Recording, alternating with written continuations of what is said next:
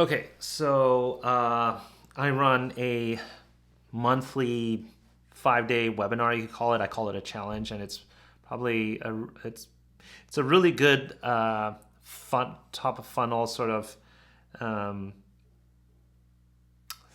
marketing funnel sort of thing that we do. But anyways, I just wanted to share some thoughts on running live events. I learned a lot from watching other people and attending other conferences and workshops myself online. Um, I used to be a part of the SaaS Academy group that's run by a fellow named Dan Martell, who was a coach of mine.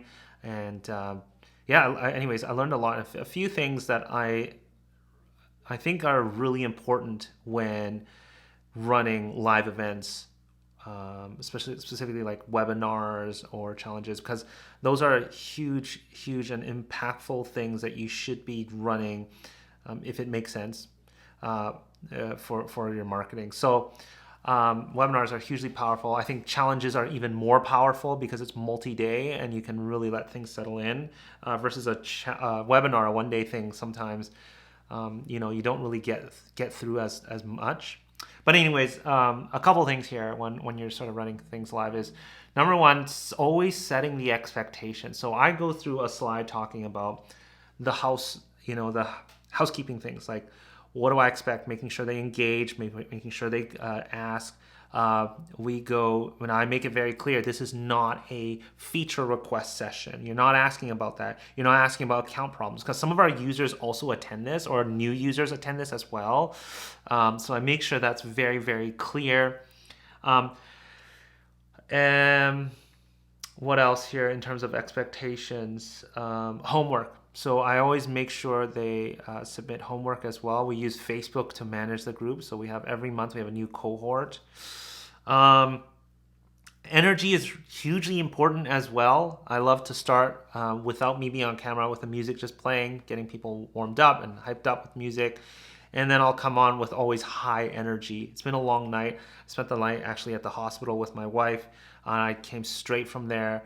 Haven't slept since I guess about 3 a.m. until now, which is 11 a.m. And it doesn't matter. You still have to bring that energy with you. Engagement is so important in sort of webinars or live events. So asking people to speak up, giving breakout time so they can work on things, getting them to share their thoughts. I've got worksheets that they kind of work through and fill out what I have on screen while I'm presenting, and getting them engaged, asking them what their thoughts are. Are there any examples they might have? I also do something called the wisdom circle where we break out. This is a really fun one that doesn't involve much time on your end. Just you get them into small little breakout rooms, and each one of them shares their wins, what they're working on, and their biggest challenges. And then each person in that group will give their insight to help them. And then they'll take turns presenting each.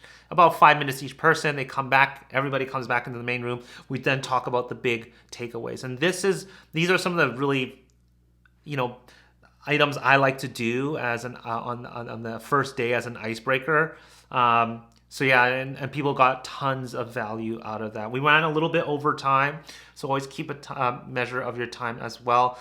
It's hard to keep an audience captivated for an hour, but I think with engagement, telling stories important as well, and getting them to be able to share about themselves, whether it's in a group setting or a small group setting, is huge for engagement. So those are some of the takeaways I would suggest when it comes to live events, webinars, challenges. That's what we do all the time, every single month. It's just it allows us to funnel them into also our product, but it does allow for a lot of connection and for people to get a lot of value out of it. So anyways, that's it for live events, and I just finished that, so I just wanted to make sure that was fresh into my brain so I could share that with you guys.